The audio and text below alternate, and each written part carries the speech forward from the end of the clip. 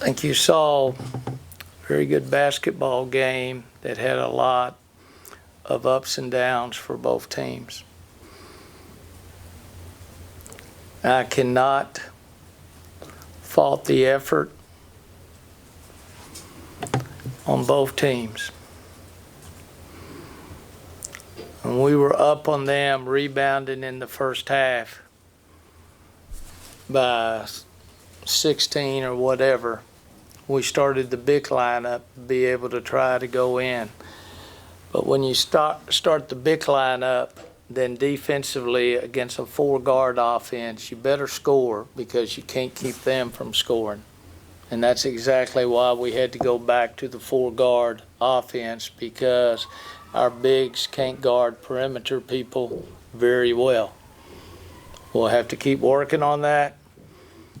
But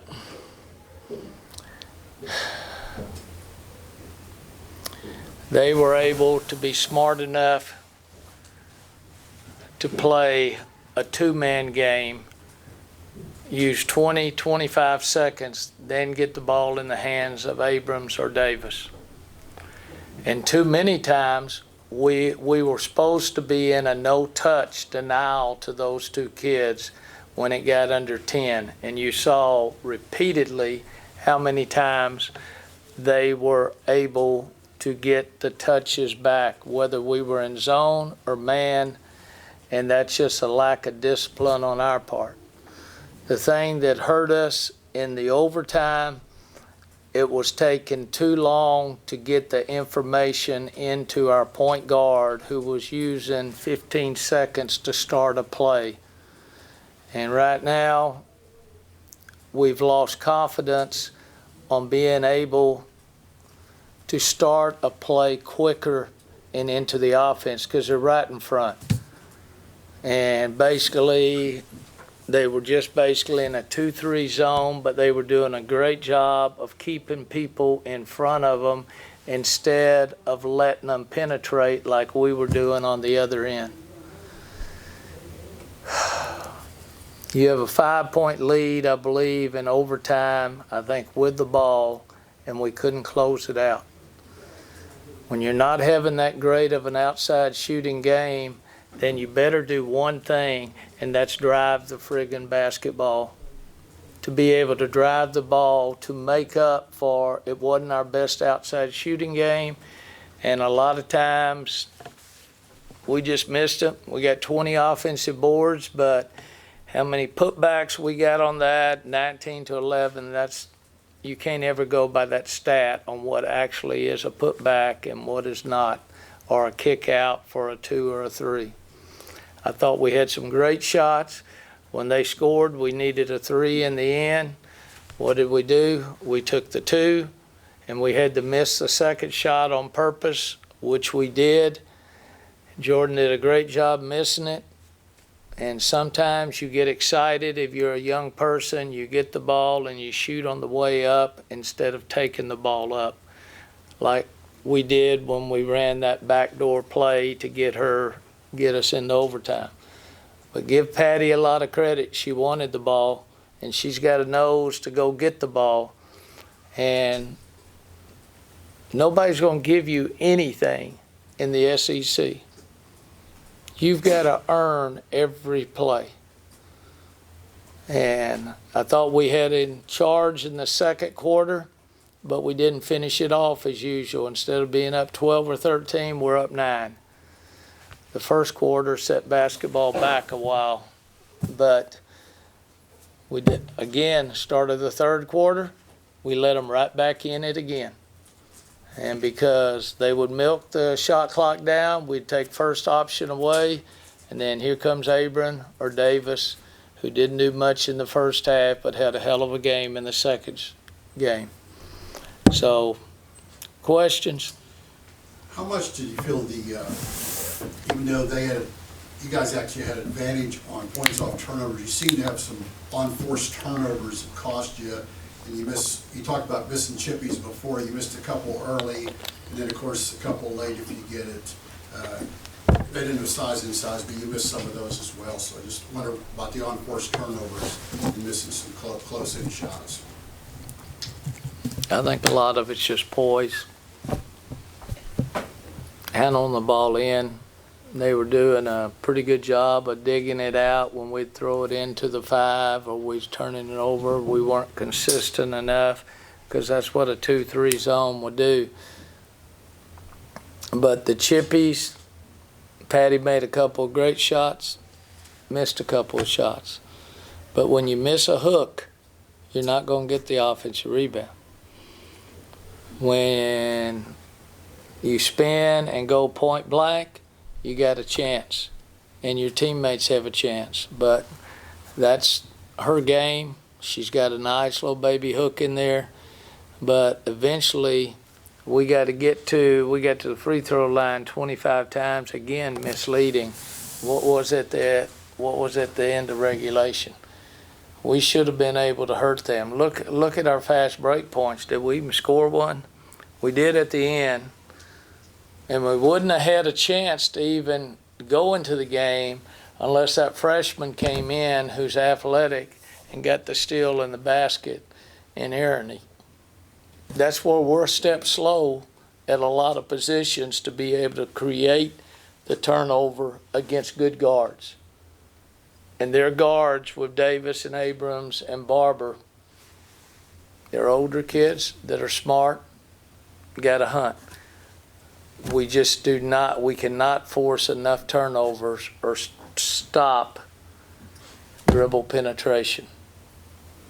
The only way they did it, they were packed in a 2-3 zone. We had good outside shots. We couldn't make it. I'm sorry, I ran all over the place. How much of a toll, especially mentally, a game like this when you had those, momentum, up by 5, those kind of, and then Davis would come back and hit a 3 and just kind of suck the energy out. Seemed like she had an answer. Well, first place, if you try to stare down a shooter, they're going to prove you wrong. There's no such thing as a 22-foot shot. She's got 25-foot range, 26-foot range, just like Pitts. The difference was she was hitting them and we were not hitting them. So, but when you know she can beat you off the dribble, what are you doing? You're sagging back and you're giving her that shot. So damned if you do, damned if you don't. So when she does get switched off on somebody's got to fill the gap and then hope that they're not going to hit, because that's where Barber would set up in the corner. If we helped off, we were getting beat on dribble. I don't have, Tyler, it's not a great answer I gave you. If you want to rephrase it, maybe I'll come up with something a little bit better. I guess just the, when you're playing in a double overtime game like this, I know physically the game's longer, but mentally you have, the girls have so many more things to go through. I guess just what was that like down the stretch, just having to try and keep composure? If we're making mental mistakes, that's coaching. Okay? Even on an inbounds play, getting the ball to the right person, getting the ball to Q to start with instead of having to get it to the post player who sent an average screen, and then we had to get it. We end up throwing it away. 2 free throws, she misses, then we got to come down. Shooting a 2 when you got to have a 3, that's on me. I haven't taught better, or we didn't have a good enough play at the end.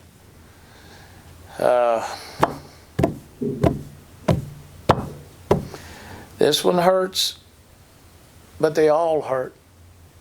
Every game in conference is hurt because we're that close, but the confidence and the consistency is not there. To be able to do that, we've got character. I got great kids. I got great everything. And so you start back with the teaching, because the other word, the comprehension, must not be there, because we're not teaching well enough for them to be able to comprehend what we want. And being down 4 or 5 and making your first pass with 15 seconds to go against a 2-3 zone, that's all on us. We've got to play with a more sense of urgency to get things done.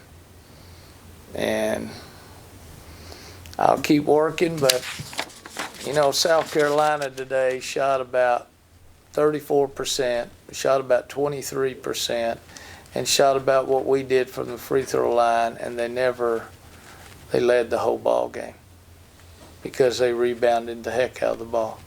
When you rebound, good things will happen. And in the second half, we allowed them to get back on the boards. That offensive board they got at the end absolutely killed us. So, what you got, young lady? Okay. You got anything? Yes, sir. I don't think so. Thank you. Who's from the battalion? That's me. Then I appreciate your newspaper, and I don't do digital. Me neither. Okay, I read that sucker every day. I read the Battalion, I read the Eagle, I read the Dallas Morning News online, and you can put that in print because I want to see our newspaper grow, not just stay alive. I want to see it grow. I want our journalism department to be the best, and to do that, we got to have writers like you that go ahead and advance like him. And that's what we need. So I'm all for the battalion to be out there and cover us. And eventually, the guy that covered me, you don't even know who he is, in high school, was John Anders. And he ended up being a great writer for the Dallas Morning News. You Google that up, and that was a simple high school newspaper. And he had a great career after that with column writing and sports writing. Absolutely. Thank you. All right. Anything else? Gary, you kind of feel like you had the game once, the way you tied it at the end when you had to steal and everything, and you get up by 5. I mean, the crowd's in it. At that point, your team seemed to be playing with a lot of confidence. You said you're up by 5 twice, which you were, but they went right down and immediately scored. You weren't able to get the ball with I think they walked right down the middle of the lane and scored on a drive. And I think I know one thing. Abrams is left-handed. She's going to cross over, she's going to go left, and we didn't stop it the whole night. And then they hit a 3 when either we came off or we stared down Davis. I don't know if that was the one that tied it. And then we went blank. And hey, this loss did not happen tonight. This loss has happened the first game we play LSU, the first of the season. We've got to get better, and that's what we're not doing. We're trying hard. Buzz is trying hard. We got to have some awesome magic happen in Reed Arena. So if that means South Carolina, we're going to give it everything we got. Now, we'll talk about South Carolina later. Thanks, Gary. All right. Thank y'all.